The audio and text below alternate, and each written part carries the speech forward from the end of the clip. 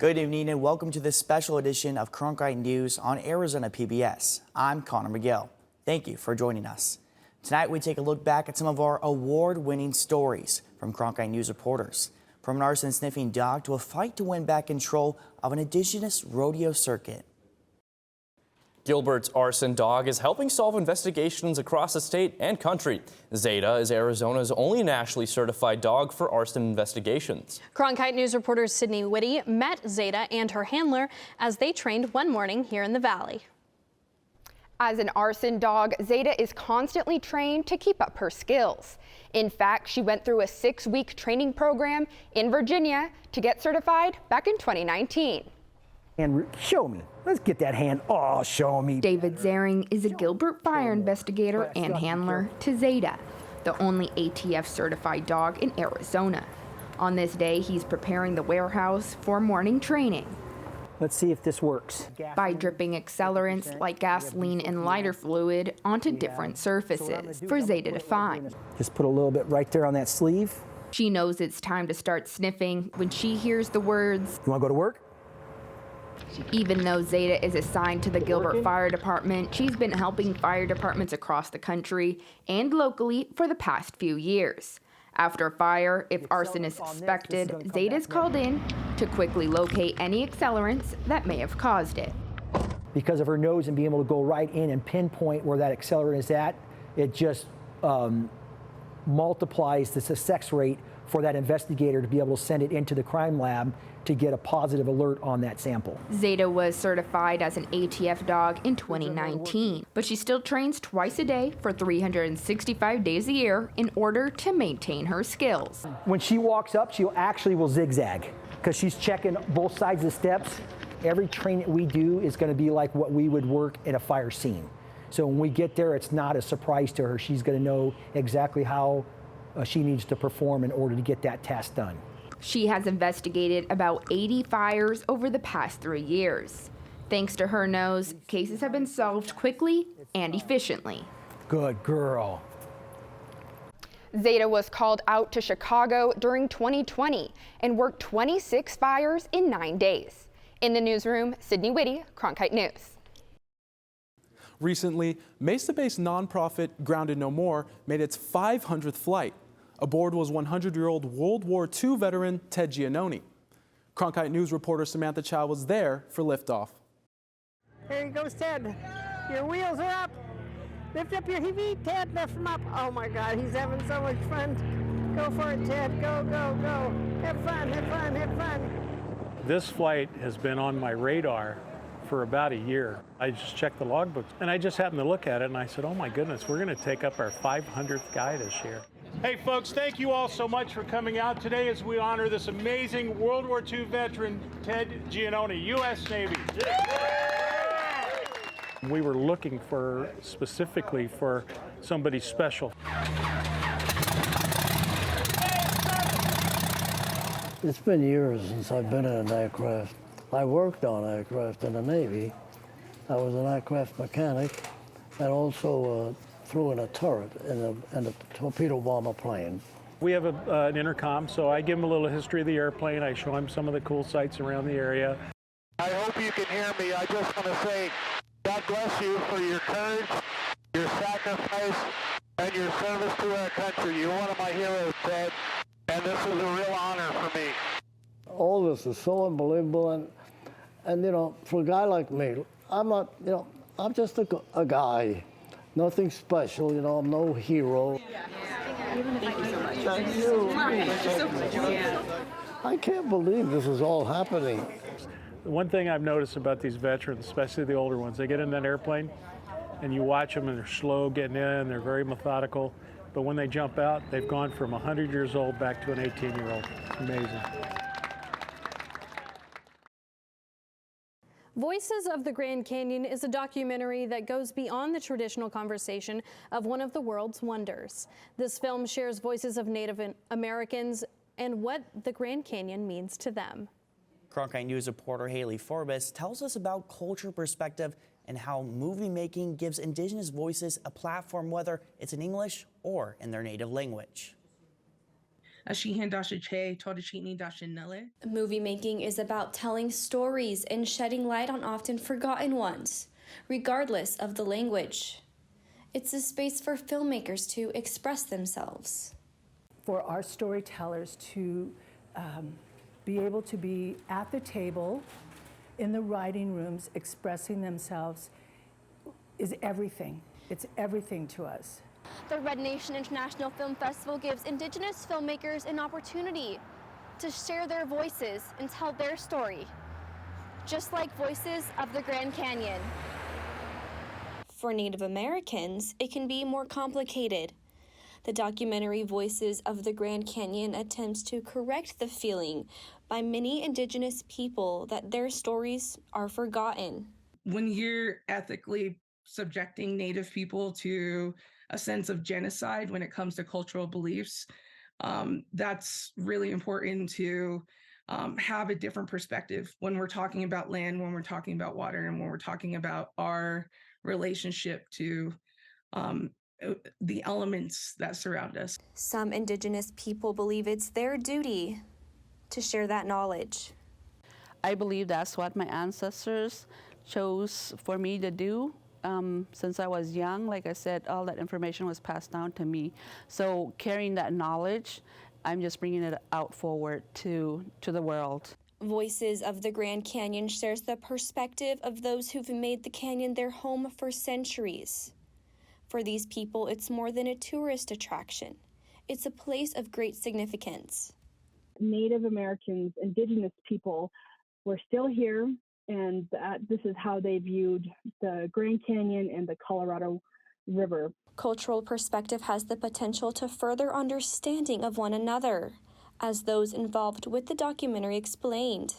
In Los Angeles, Haley Forbes, Cronkite News. Once Voices of the Grand Canyon finishes its film festival rounds, it will be released to the public. Now on Passport. What are you looking for in your life?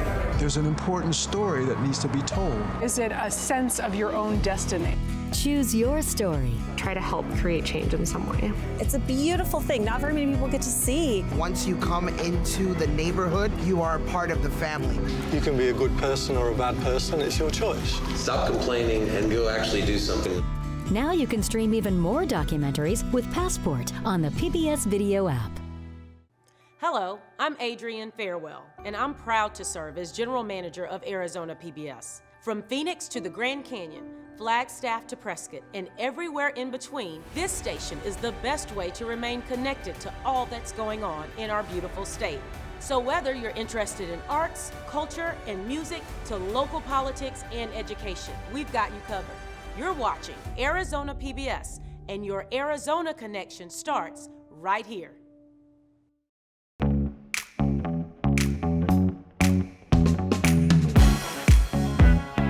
I'm Chef Mark Tarbell. Welcome to Check Please Arizona. You picked this place. Tell us why. It was just so cozy. Anything you order there is going to be phenomenal. I had the meatballs. Garlicky in the absolute best way. They were amazeballs. I was that person that went up to the salsa bar 4 times. Not what I was expecting. Join me for the 10th season of Check Please Arizona. I'm getting hungry. In the United States, more than 70 million people have a criminal conviction or arrest on their record. In Arizona, there are more than 46,000 people in prison, and 92% of them will stay in state after serving their time. This population faces many employment barriers upon release.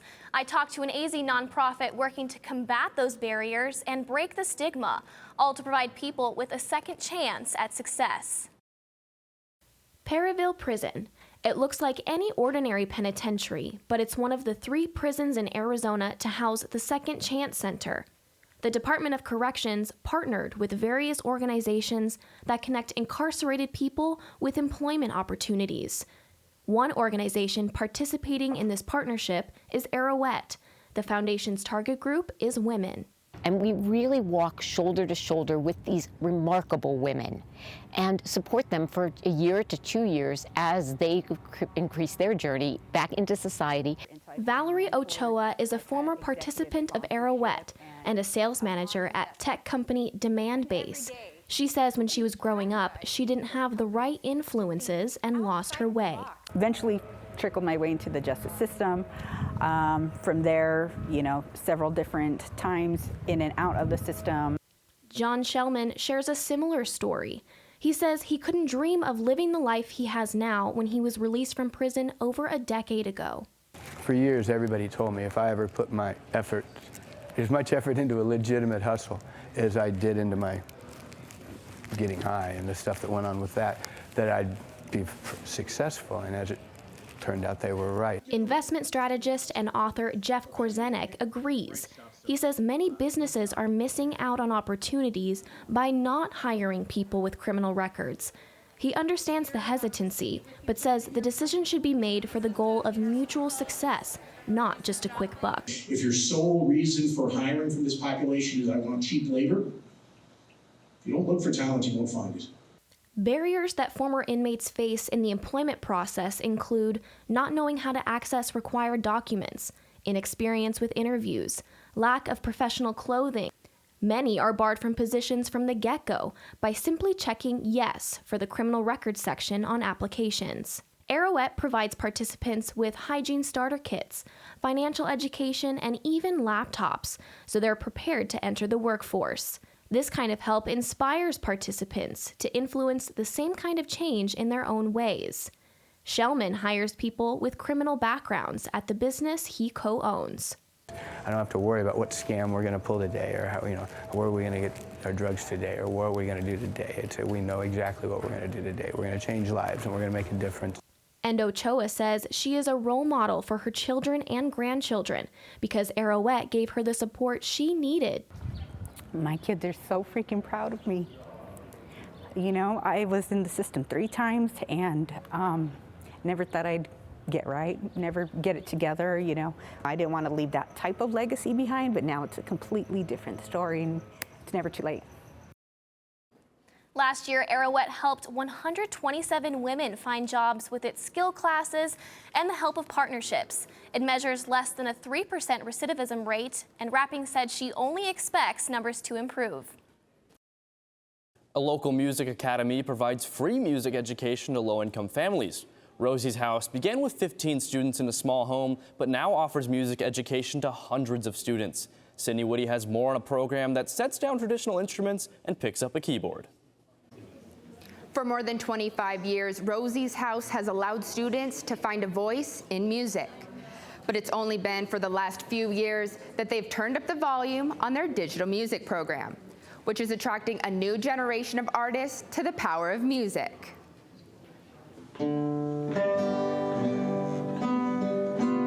When you think of songwriting, classical instruments may come to mind. But in this class,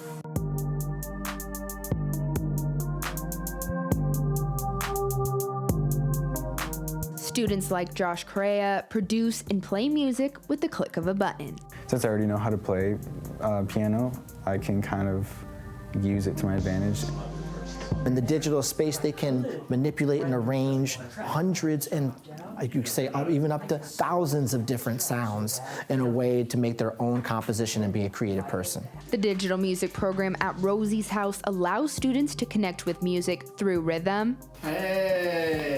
melody, hear that little buzzy sound, and form. It's something teacher Jacob Unterreiner wishes he had access to when he was in school. I very much felt like there wasn't a space for me to sort of belong or express the things that I wanted to express musically. Rosie's House mission is to eliminate barriers to music education. They offer free music classes to kids in underserved communities. What is that? There are over a handful of different classes to choose from, but it's up to the students to decide which one they connect with most. Bravi tutti. Over 200 students participate in the piano program.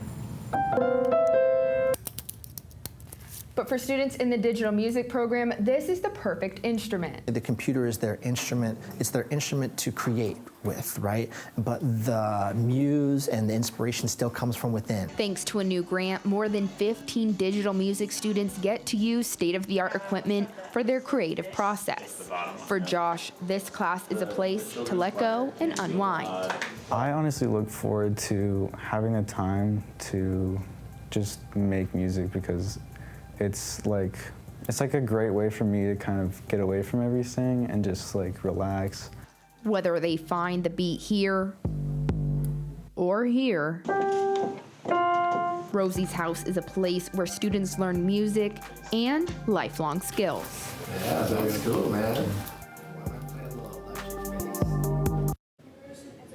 Rosie's House is the largest provider of free music and after-school programs in the nation, and they put on more than 50 concerts a year. In the newsroom, Sydney Whitty, Cronkite News. The Arizona Asian Chamber of Commerce recently hosted a large night market for the community. This market aims to showcase first-year companies and new businesses to help establish them in the Valley. Cronkite News reporter Drake Presto was there, exploring the economic impact and foodie scene.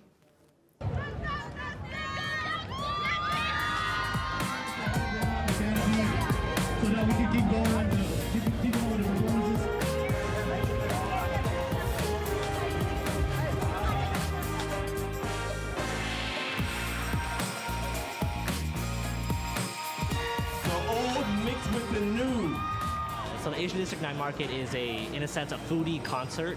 So we bring by local entertainment that's a part of our community. We bring in 65 plus businesses into our event. It's pretty much just, again, a night out, right? It's all about creating that authentic feeling with the traditional night market, where it's pretty much just like a swamp meet with a bunch of food, a bunch of people circulating around and everything like that.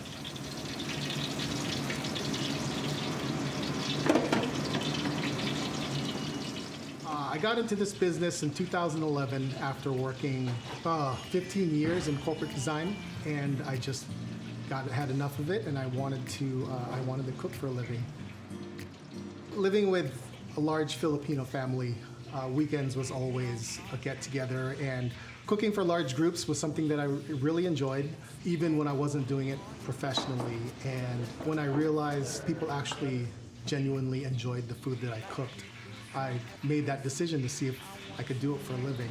Self-taught, didn't go to culinary school. My mother taught me and inspires almost every dish that I make. A lot of times I'll cook something, trying to develop a certain flavor, and then later realizing that I'm chasing a kind of like a food memory from my childhood.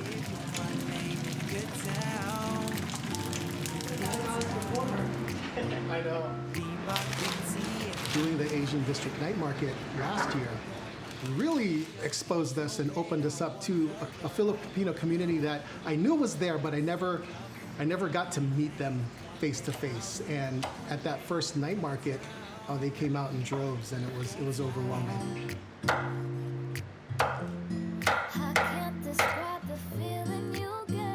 We didn't expect the amount of love and appreciation that we got that night.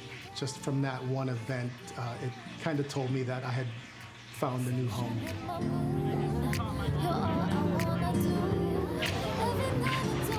When we first held it back in 2020, the first Asian District Night Market, we've seen the success that it brings and how much people love that event, that we want to be able to host it multiple times a year for everyone. It's not just a food festival, right, but it's more so of a community engagement where we create a business incubator for a lot of these businesses that are being a part of our event. So a lot of the businesses that we work with are ones that don't have a brick and mortar. They're in their first year, or even this is their first event that they're ever showcasing themselves in. So we use that as a way to continue growing that relationship with that businesses, and hopefully we can establish them inside our community within like the Asian District or just anywhere in the Valley. Sort of. If you're hungry, just come find us right at the stage, okay? Just skip the line, I'm in the front. Okay, awesome. Thank you. Crafty 的特色，其实 crafty 是一个双关的意思，就是 it's like craft tea, so like we craft our own tea, and then it's also crafty, like arts and crafts. 然后就是主要我们的特色是想要 create 一些这边的 boba shop 没有的，然后一些比较 unique 的 items， 然后我们整个 menu 只有16个 drink， 然后但是我知道很多的店他们可能有50几个 items， 什么 flavor 都有。中文就是说无雷菜单，就是不会踩雷的，所有东西都很好喝。as we're starting out， 我们平常客人是没有那么多的，但是要 prepare 这么多客人的时候，就有很多的 issue， 比如说我们 stove 不够多。like 我们的 pot 一次就只能煮这么少，因为我们就是没有这么大的 capacity， 所以就要先买新的 stove， 然后要买新的锅子。我觉得亚利桑那的亚洲 community 是非常近，就是我一开始其实本来没有人知道我们，然后是有人帮我们发在一个 Arizona Asian foodie group。And then everyone was like, oh my god, I need to go try this place out. If you really like cherish this community, the community really gives back to you. Cause time seems like it'd be right with someone like you by my side. And my heart's been hurt one too many times. This first night for the weekend was an overwhelming success.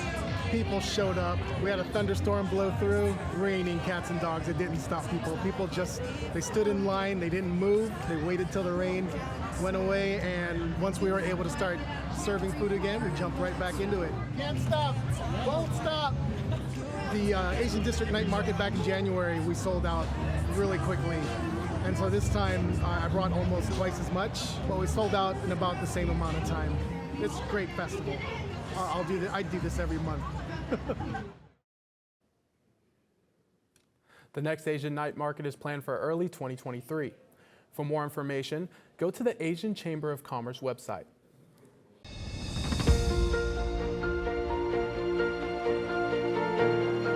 Hello, I'm Adrienne Farewell, General Manager of Arizona PBS. We've got so much going on here at the station. I'm Catherine Anaya. I'm Alberto Rios. I'm Chef Mark Tarbell. I'm Ted Simons. We want everyone to know that their Arizona connection starts right here at Arizona PBS. For over the past 60 years, Arizona PBS has told incredible stories of Arizona's distinctive people. We got to start being more vulnerable with each other. What I love most about being a Latina woman is the passion and drive that I feel. Beautiful landscapes and treasured history. We're doing something that benefits the community. Good evening and welcome to Horizonte. Welcome to Check Please Arizona. Welcome to the U.S. Senate debate. The recipient of the Emmy is Arizona PBS.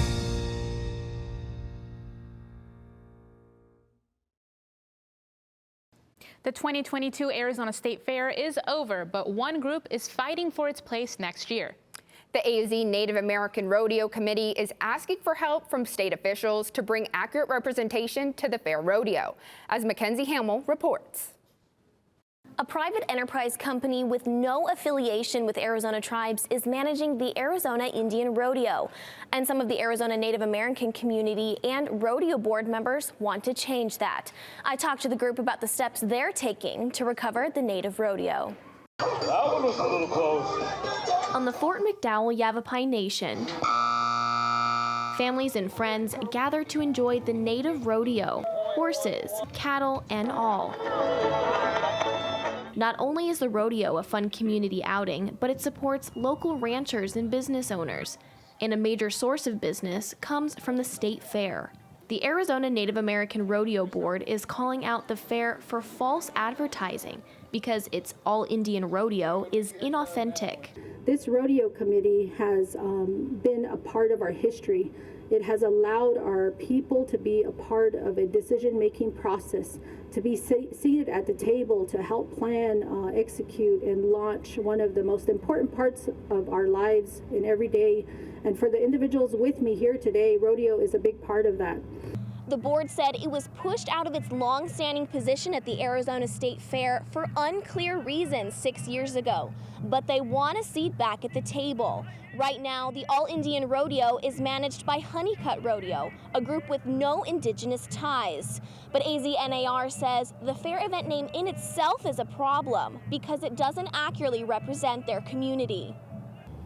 It bothered me a little bit. I'm like, well, why did they call it the All-Indian Rodeo when it's being produced by Anglo contractors that come from out of state? We have 22 tribes, like we said, through the state of Arizona. Why are we not doing our own show? Honeycutt Rodeo told Cronkite News via phone that they had nothing to do with the Native Rodeo Committee being pushed out, as they are contracted by the Fair Board and have been since the 70s. Rodeo Queen Mariah Clark says the country western lifestyle is common among tribal communities. When you hear the Western way of life, I always think about my people, and we live in primarily rural places on reservations. So I think it's really important to note that a lot of this Western way of living, rodeo, is already ingrained in us from ranching, from taking care of our livestock at a really young age. In addition to an event name change, the board wants to make other adjustments to ensure safety of the competitors and audience, welfare of the animals, and resources to sustain tribal land. They just need help from AZ lawmakers to get the funding and a signed contract. These voices need to be acknowledged, they need to be heard, and then we need to make sure that we are here to make this an authentic Native American experience. The group has already earned support from a few legislators, including Senator Teresa Hitothley and Representative May Peshlakai. The Indigenous Peoples Caucus, a mixture of Senate and House members, is heading the efforts. Official action will be taken in January when the new legislative session begins. In the newsroom, Mackenzie Hamill, Cronkite News. That's it for Cronkite News tonight. Thank you for joining us. For top Arizona news at any time, join us at cronkitenews.azpbs.org.